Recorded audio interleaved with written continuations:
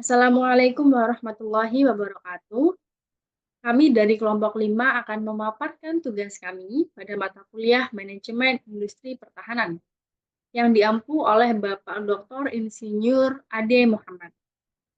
Adapun tugas kami berjudul Desain Konseptual Water Generator Bottle sebagai inovasi kebutuhan air minum bagi prajurit TNI.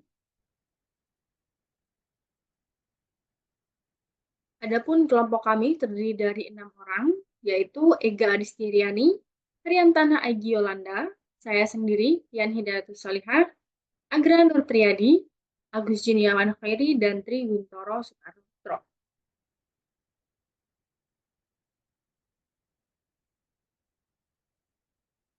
Latar belakang dari penelitian kami adalah terkait kekurangan suplai air minum yang tentu akan sangat berpengaruh pada berbagai faktor kehidupan manusia, terutama kesehatan. Hal ini dibuktikan dari tubuh manusia yang terdiri dari kurang lebih 70% air, karena air adalah merupakan pelarut universal. Orang yang beraktivitas berat seperti TNI yang terlibat dalam operasi militer tentu akan memerlukan asupan air yang lebih banyak untuk menjaga kesehatan dan performa tubuhnya. Namun, ketersediaan air ini merupakan tantangan bagi para prajurit TNI saat melakukan operasi militer, terutama di medan perang yang tidak menentu. Dalam operasi militer, anggota militer ini harus memiliki pengetahuan dan keterampilan untuk mencari sumber air minum yang aman. Nah, pengetahuan terkait wilayah tempat para prajurit beroperasi ini akan memudahkan mereka untuk mengetahui lokasi sumber air, seperti danau, sungai, ataupun mata air. Letak Indonesia yang berada di tengah bebatuan tropis membuat udara di Indonesia itu menyimpan lebih banyak kelembapan. Selain itu, faktor lain yang mempengaruhi kelembapan adalah lokasi geografis Indonesia yang cukup dekat dengan dua samudera, yakni Samudra Pasifik dan Samudra Hindia, yang keduanya memiliki air yang sangat lembab. Selain itu, Indonesia juga memiliki banyak hutan hujan tropis yang tentu di dalamnya menyimpan banyak kelembapan. Nah, hal ini tentu merupakan kondisi yang ideal untuk mengembangkan suatu inovasi teknologi, seperti botol air minum yang dapat mengisi sendiri dengan memanfaatkan kelembapan udara di sekitar. Nah, hal ini akan sangat membantu, terutama bagi para TNI yang sedang melakukan operasi militer di daerah-daerah hutan ataupun di daerah-daerah yang memiliki kadar kelembapan yang tinggi.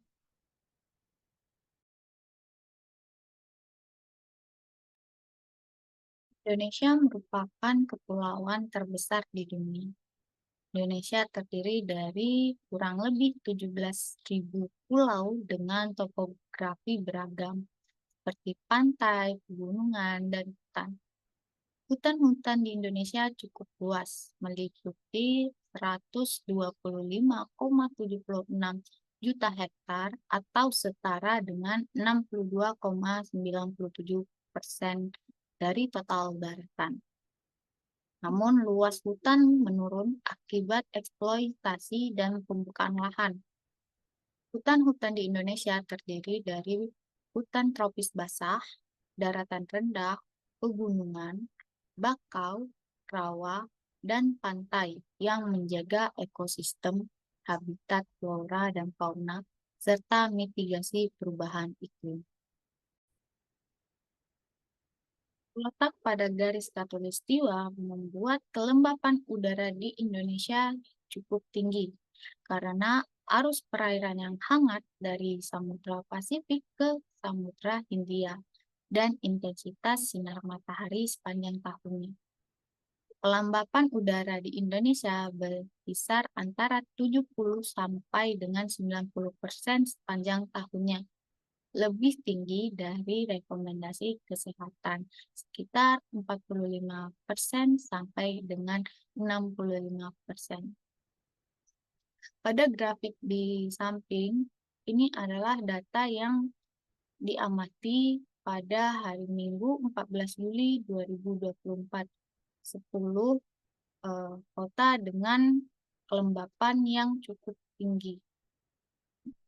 Kota-kota tersebut ada antara lain yaitu Bandar Lampung dengan tingkat kelembapan 55 sampai dengan 100%, Pekanbaru 75-100%, Medan 65-100%, Padang 85 sampai dengan 90%, Bengkulu 70 sampai 95%, Gorontalo 60 sampai 95%, Jambi 60 sampai 95%, Pontianak 60 sampai 95%, Banjarmasin 60 sampai 95%, dan Palangkaraya 55 sampai 95%.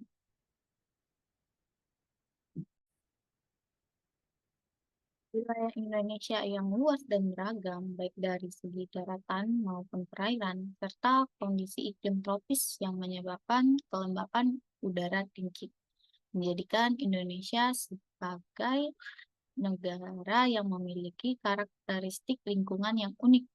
Kelembapan yang tinggi ini berkontribusi pada iklim yang hangat sepanjang tahunnya dan mempengaruhi berbagai aspek kehidupan di Indonesia.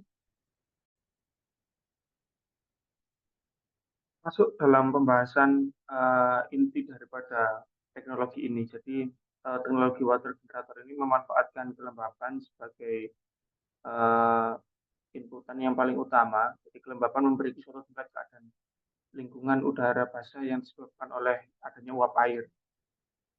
Ada relatif humidity yang merupakan indikator yang sangat mempengaruhi jumlah uap air di udara. RH adalah rasio kelembapan campuran air udara tertentu dibandingkan dengan rasio kelembapan saturasi pada suhu tertentu. Jadi dalam teknologi water generator ini kelembapan udara sangat mempengaruhi bagaimana efektivitas dari water generator tersebut. Kemudian ada dew point temperatur. Dew point temperatur adalah temperatur udara saat saturasi atau temperatur di mana uap air mulai menggembun ketika campuran udara dan uap air didinginkan. Dew point temperatur merupakan titik-titik embun di mana temperatur yang bisa merubah hawa jadi titik-titik air. Buat mengenali dari suatu daerah, kita wajib mengenali temperatur dan kelembapan hawa pada skala. Dengan kelembapan hawa 100%, hingga dew point temperaturnya merupakan sama dengan temperatur area. Untuk menentukan titik embun, pertama-tama kita harus menghitung kelembapan relatif dengan rumus sederhana di bawah ini.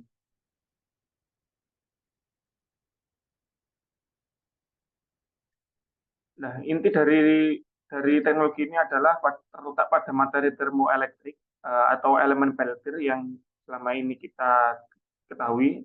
Termoelektrik cooler merupakan elektronik yang bisa mengganti tenaga listrik menjadi tenaga panas atau gradien suhu. Jadi merubah tenaga listrik menjadi gradien suhu. Konsep termografi elektrik awal kali diperkenalkan oleh P.J. Seebeck pada tahun 1281. Seebeck menampilkan jika medan magnet bisa terbentuk dengan menciptakan perbandingan termal antara dua konduktor listrik yang berlainan. 13 tahun setelah penemuan itu, J. Peltier menciptakan fenomena termoelektrik yang lain. Ia juga menciptakan kala arus listrik melewati dua konduktor listrik, panas serta dingin dihasilkan bergantung pada arah pergerakan elektron.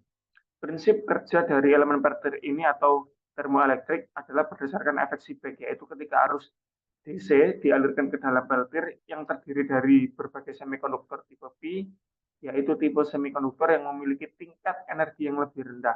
Tipe N yaitu tipe semikonduktor dengan tipe energi yang jauh lebih tinggi.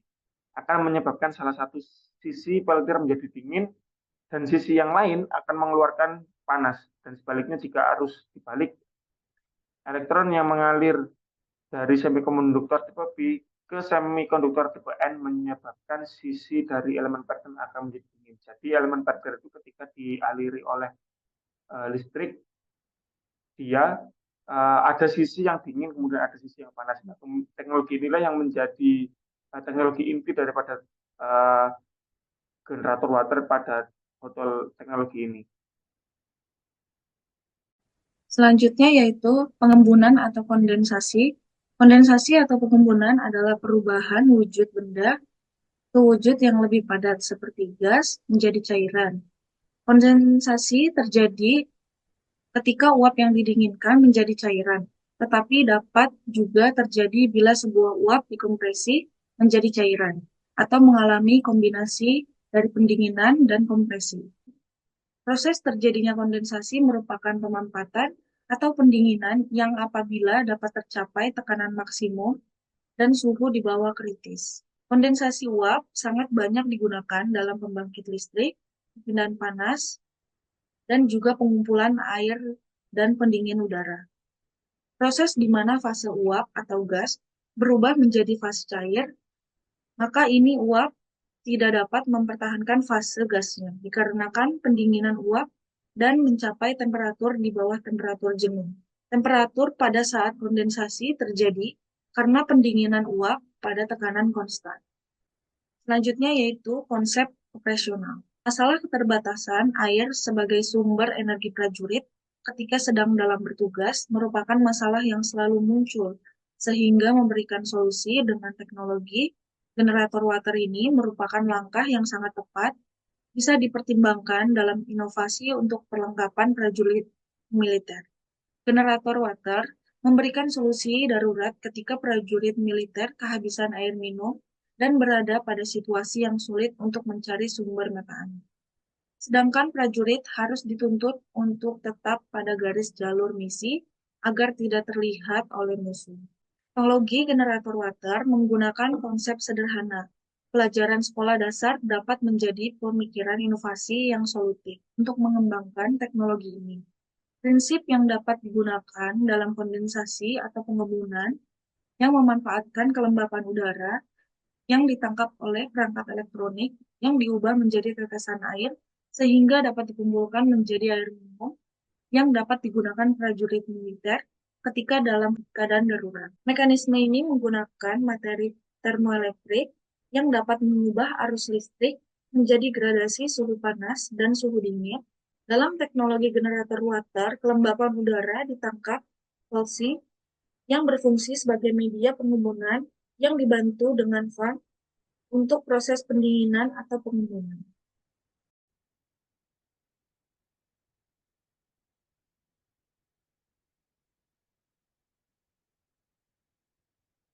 Untuk yang selanjutnya itu adalah proses pemurnian air yang akan dihasilkan oleh alat ini melibatkan beberapa tahapan untuk memastikan air yang dihasilkan aman dan layak diminum. Jadi ini konsep purifikasi air teman-teman ya. Untuk penjelasan detailnya mengenai prosesnya yaitu yang pertama pengumpulan air dari udara. Proses ini dimulai dengan pengumpulan uap air dari udara dengan menggunakan teknologi pengeringan udara agar uap air dapat menjadi bentuk cair, sama halnya dengan proses kerja pada AC atau di humidifier yang bekerja. Itu kayak alat-alat yang digunakan sehari-hari, banyak kan. Oke, lanjut yang kedua, filtrasi awal dihasilkan pada proses ini biasanya masih mengandung partikel debu dan polutan dari udara. Untuk itu, air yang telah terkondensasi akan melewati filter awal dapat berfungsi untuk menyaring partikel-partikel yang cukup besar. Ketiga, kemudian akan melewati serangkaian filter karbon aktif yang bertujuan untuk menghilangkan kontaminan kimia seperti halnya klorin, pestisida, dan senyawa organik lainnya yang dapat menimbulkan rasa atau bau yang menyengat ataupun tidak sedap. Setelah itu, filter karbon aktif juga digunakan agar akan masuk ke dalam filter mikro yang dapat dirancang untuk menghilangkan partikel-partikel kecil dan mikroorganisme seperti bakteri dan virus. Selanjutnya, untuk memastikan bahwa tidak ada mikroorganisme yang berbahaya, air kemudian disterilisasi menggunakan sinar ultraviolet. Proses ini efektif membunuh bakteri, virus, dan patogen lainnya yang dapat merusak DNA mereka. Proses terakhir yaitu mineralisasi ini dilakukan untuk memastikan air yang dihasilkan tidak hanya aman diminum namun juga sehat dengan adanya kandungan mineral yang bermanfaat bagi tubuh. Dengan melalui semua tahapan ini, air yang dihasilkan pun dapat dipastikan aman dan layak untuk dikonsumsi. Jadi ini untuk konsep purifikasi air sendiri. Kita lanjut lagi ke sumber tenaga. Solar cell dikenal sebagai sel surya, adalah sebuah teknologi yang digunakan untuk mengubah energi matahari menjadi listrik. Solar cell terdiri dari bahan semikonduktor yang menangkap energi matahari dan mengubahnya menjadi arus listrik yang dapat digunakan untuk memenuhi kebutuhan listrik pada berbagai perangkat elektronik. Cara kerja solar cell sendiri juga didasarkan pada efek fotovoltaik. Itu suatu fenomena di mana elektron di bahan semikonduktor dilepaskan ketika terkena sinar matahari. Ketika cahaya matahari mengenai lapisan semikonduktor ini, dalam solar cell ini, elektron dalam bahan tersebut dilepaskan dan bergerak menuju lapisan yang berbeda, sehingga terciptalah arus listrik. Arus listrik ini kemudian dapat digunakan untuk memenuhi kebutuhan listrik pada berbagai perangkat elektronik. Nah, jadi ada salah satu jenis solar cell, yaitu solar cell lentur. Inovasi teknologi solar cell lentur adalah membuka peluang baru untuk berbagai aplikasi portable. Salah satunya adalah botol minuman yang mampu mengisi air dari udara. Botol ini memanfaatkan energi matahari yang dikumpulkan oleh solar cell lentur yang dipasang di permukaannya. Untuk mengoperasikan sistem kondensasian dan yang mengekstrak kelembapan dari udara dan mengubahnya menjadi air minum yang bersih.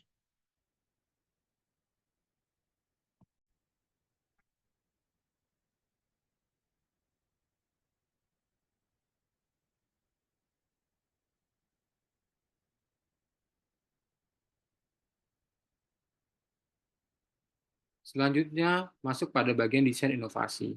Kelompok kami mengusung inovasi botol minum untuk prajurit yang dapat mengkonversi udara bebas menjadi air minum melalui prinsip kondensasi atau pengembunan.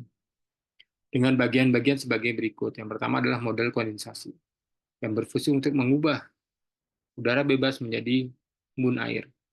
Kemudian botol air minum sendiri sebagai wadah, air minum yang hasil dari pengembunan tersebut. Kemudian ada wadah untuk memasak yang dapat dilepas dari botolnya yang berguna untuk memasak prajurit di lapangan. Kemudian yang paling bawah adalah modul baterai sebagai sumber energi dari modul kondensasi.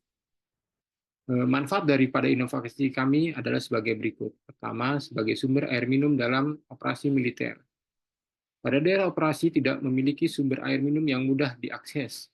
Botol minum ini dapat menyediakan air minum yang aman secara mandiri dengan hanya menggunakan kelembaban udara yang ada di sekitar. Kemudian meningkatkan mobilitas dan fleksibilitas prajurit. Dengan inovasi ini memungkinkan pasukan untuk bergerak lebih bebas tanpa harus membawa banyak air dari pangkalan. Kemudian meningkatkan kenyamanan dan kesehatan prajurit, di mana air yang dihasilkan dari proses pengembunan cenderung lebih bersih dan bebas kontaminasi dibanding sumber air alam yang mungkin terkontaminasi. Kemudian yang keempat, mengurangi risiko logistik, di mana pada pertempuran, logistik menjadi sasaran yang akan dilumpuhkan oleh lawan. Dengan teknologi ini, prajurit dapat meminimalisir ketergantungan dari pasokan logistik terhadap air bersih. Terakhir, adaptasi lingkungan operasi dengan cepat. Pada operasi militer, prajurit dapat beroperasi di berbagai lingkungan, termasuk daerah yang sangat kering, ataupun berdebu, ataupun lingkungan yang tidak sehat. Dengan inovasi ini, prajurit tetap memiliki akses ke air minum yang aman dan dapat dikonsumsi kapan saja. Kemudian kami masuk ke prinsip kerja daripada modul konversi air itu dengan metode pengembunan, di mana pada modul ini terdiri dari cover filter udara yang berfungsi menyaring udara yang akan masuk sebagai bahan baku proses kondensasi. Udara tersebut dihisap melalui blade fan yang sudah disiapkan dalam satu paket modul ini. Kemudian udara tersebut, udara panas, udara lingkungan, dihembuskan ke heatsink pada sisi panas pertilier. Kemudian pertilier mengubah udara dari lingkungan menjadi dua. Udara panas dibuang ke sisi luar kiri kanannya, dan kemudian udara yang dingin tembus ke heatsink di bawahnya pertilier. Heatsink tersebut akan menjadi embun karena ada proses kondensasi di mana adanya perubahan dari suhu tinggi ke suhu yang rendah dalam waktu yang cepat. Kejadian kondensasi ini akan menimbulkan embun-embun air yang akan menghasilkan pasokan air bersih. Nah, air yang dihasilkan dari sini akan disaring melalui filter keramik yang disiapkan dalam satu set ini. Filter keramik itu tentunya akan menambahkan mineral daripada air tersebut dan menyaring kuman-kuman atau kotoran yang terbawa dalam proses pengembunan tersebut. Demikian.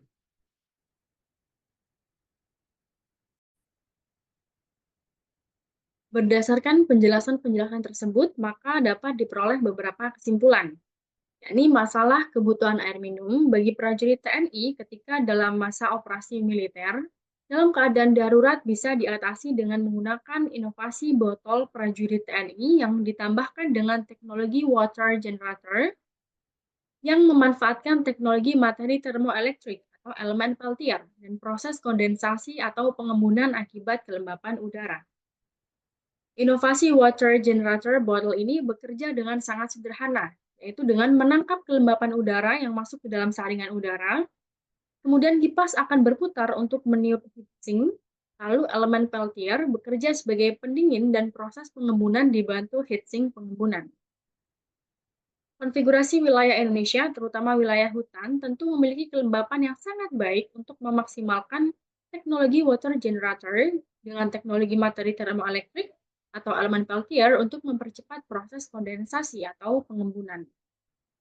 Nah, teknologi ini dapat dikembangkan dalam skala besar sebagai produk inovasi yang tentu akan sangat berguna dalam situasi darurat untuk prajurit TNI. Sekian persentase dari kami. Apabila ada kesalahan, kami mohon maaf yang sebesar-besarnya. Terima kasih dan wassalamualaikum warahmatullahi wabarakatuh.